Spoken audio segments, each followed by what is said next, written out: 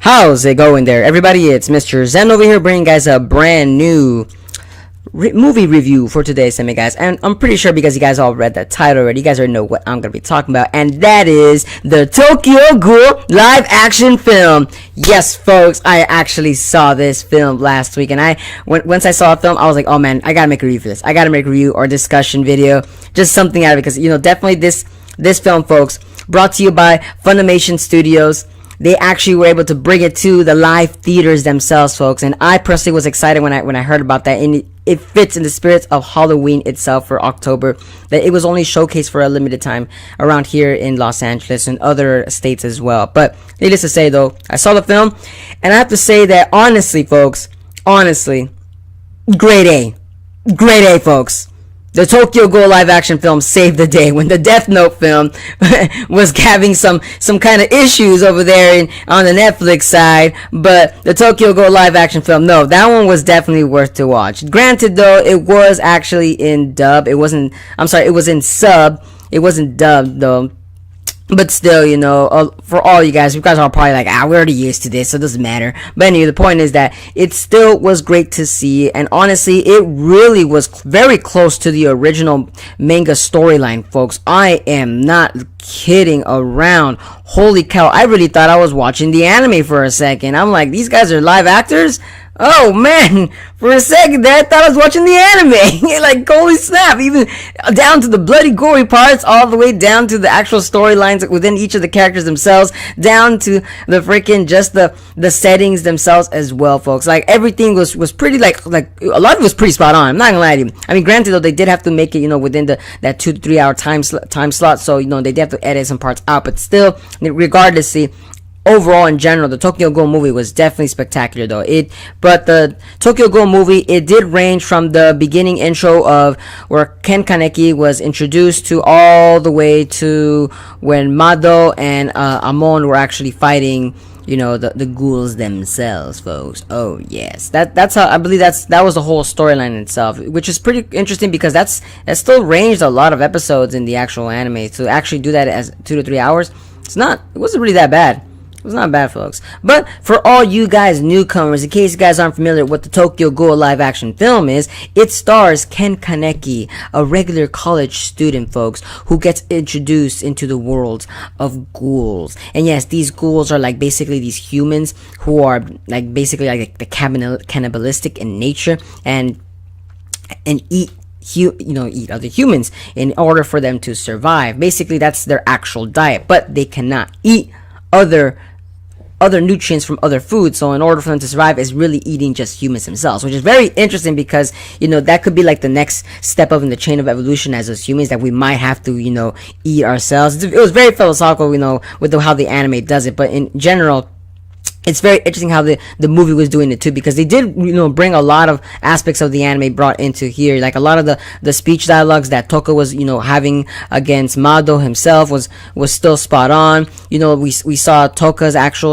relentless pursuit of how she didn't want to be a ghoul itself. Like I said, it's very interesting. The two worlds collide. The regular human side and the actual ghoul side converging into the movie itself. And they were actually doing it pretty well, spot on as well. It didn't feel rushed too. That's the thing that made me actually very interested, is that it wasn't rushed. It was definitely like going at a good pace. And even the special effects that were involved with the actual Kagunes for every ghoul themselves, whoa, man, you could tell they spent their whole budget on that freaking thing. Who cares about everything else? Nah, we're gonna make the Kagunes look pretty cool, and they were awesome. I'm not gonna lie. Seeing Ken Kaneki's his freaking Kagunes in the back, I was like, oh snap, this is getting pretty interesting. Holy cow. Seeing Amon versus freaking Ken Kaneki was definitely cool. We even saw Uta's character involved there, which that one, I was personally kind of interested in seeing how they were gonna get the actor to do this, and wow, they got that guy on spot on as well. Like, man, these Japanese actors, man, these guys are legendary when they're making an anime, like coming into a live action. It kind of puts you a little perspective, saying like, man, these guys deserve more than what they need. These are pretty good. They deserve a round of applause. I'm not gonna lie to you guys. Like, wow. Like I'm telling you, I was thrilled when I saw the film too at the same time. But like I said, though, needless to say, more into the actual film itself. The thing about it too is that I did like the fact that each and one of the actors, they went all out too. Even the actor for Ken Kaneki, he definitely was the transition that he was going from human to ghoul was evenly paced, even in the film too as well. But I did like the fact that during the end of the film, you kind of saw that he was definitely transforming more and more into a ghoul. But it was very comical too at the same time, seeing like him fight Amon, because it's like he doesn't have that experience of eating humans, but you guys see him starting to transform into that monster that the law was kind of going with, with the CCG fighting against the ghouls themselves. You kind of see the battle between going on of them. But it's funny because when you see Ken Kaneki go at it versus Amon, you're wondering like, oh man, the freaking actor, what was his name, Masataka Kubota, like this guy. Yeah, I'm reading out the Wikipedia, don't worry. But this guy right here, like Jesus, and like he creeped me out near the end. Like the way he was acting with it, like he had the way he was just like cringing at the thought, like, oh, I need to eat. I keep, like, you could tell the way that he was acting, like he was like filling it in, like, oh man. And even Hide was spot on in this friggin', folks. Like the way the comical goofball himself was spot on. Jesus, that, like, I'm telling you, like, the whole film was entertaining from the beginning to the end. I'm telling you guys have to watch it, even if you have to pirate it. I don't care. Go ahead and pirate it. This deserves every fan will be entertained. I guarantee it. The Tokyo Ghoul live action film was definitely worth the money to watch. So that's the thing too. I definitely paid for it, and I supported them. I support the actual cast right there, man. You gotta support them, folks.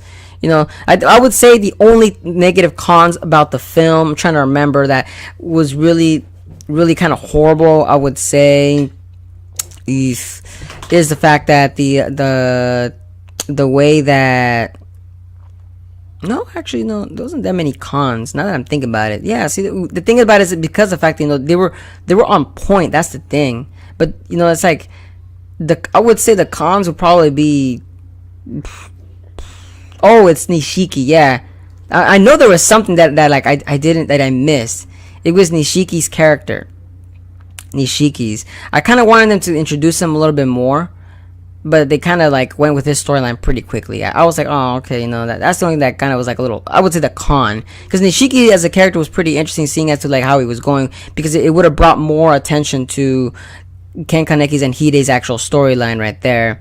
But I feel like they kind of bypassed that because they wanted to focus on the CCG storyline in itself, introduce that into the world to kind of bring it more as like, oh, this is just a small brink of Kaneki's world, when in reality, this is what the overall aspect of what the Tokyo Ghoul lore emphasizes more on, which is pretty good. But like I said, seeing that Nishiki, at least Nishiki was in there. That's the thing. I was kind of happy there. I was like, okay, Nishiki's in there.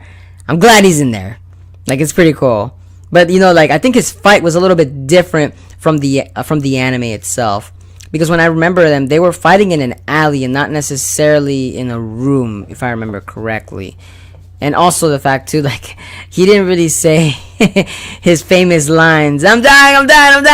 He didn't really say that. It was more or less to say, I think it was more or less he was running away, in a sense, when they were kind of fighting. The fight was so pretty awesome, not gonna lie, pretty spot on. Even Rize Ender was definitely spot on too. She didn't really like was heavily focused. Like, it was more so focused as that she was kind of like this figure in Kaneki's world, where she's the beast that dwells within Kaneki. Like, they were kind of fusing Rize's actual cinematography appeal to, which I thought was pretty interesting, because she's a female, and like, it's supposed to, female is supposed to represent very tender and beauty of it, while Rize kind of is like kind of the opposite. She represents like this monster who's like just ravenous and powerful, while Kaneki's like a timid young boy. Like, it's very interesting. Like, when I was watching, I was like, what? This is getting good. Like, holy cow, I'm telling you, folks.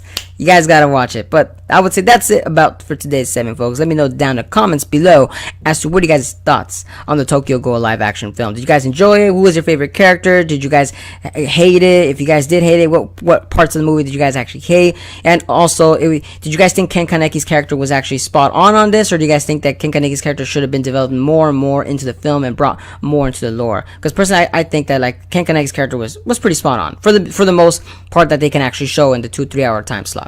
But like I said though, let me know down in the comments. And as always, guys, if you guys enjoy my content, don't forget to give a like, comment, share, and subscribe for more anime movie reviews, otaku related content, and manga chapter discussions. And as always, guys, hope to see you guys again in the next video. But peace out, folks.